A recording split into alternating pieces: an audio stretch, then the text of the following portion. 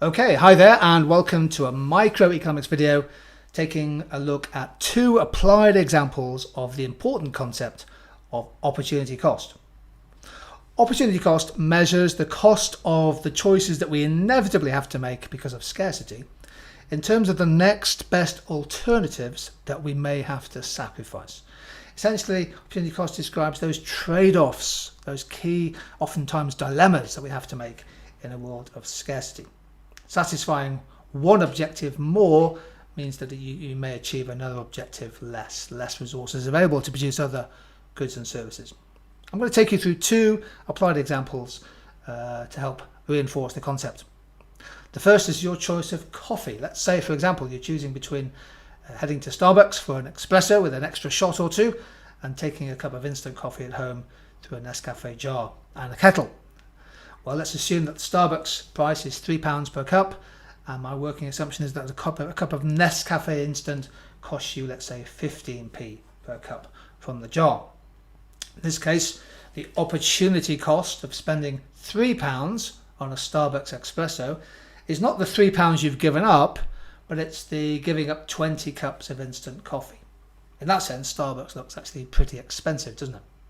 However, of course, the key thing is how we frame a choice does influence our decisions, does influence the choices and behaviours that we make.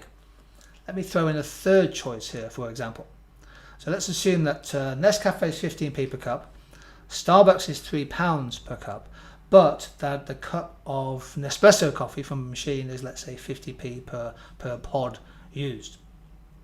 Now, the opportunity cost of buying a Starbucks espresso might now be measured, be reframed by another alternative, namely giving up 6 cups of Nespresso pods. How you frame the opportunity cost does influence the choice. Many people actually regard Nespresso as expensive. Those pods, 50p per pod, that looks like a pretty expensive way of making a cup of coffee at home. But actually, if the frame of reference for you is Nescafe Instant, it is very expensive.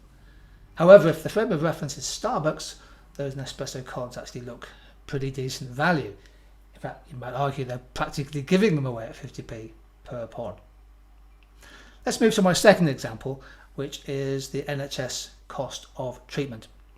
Now, the National Health Service in the UK actually has a toolbox of over 2,300 surgeries that they perform across their hospital network, with different hospitals specialising in different procedures. I've taken a selection here of the costs of a range of procedures from that 2,300 total, and you can see that some procedures are extremely expensive. The complex heart surgery, more than £22,000. Brain surgery on children under the age of 18 costs over £40,000 to provide. Bilateral cochlear implants are also very expensive. Other procedures cost less, and therefore we can think about the opportunity cost in terms of these treatments.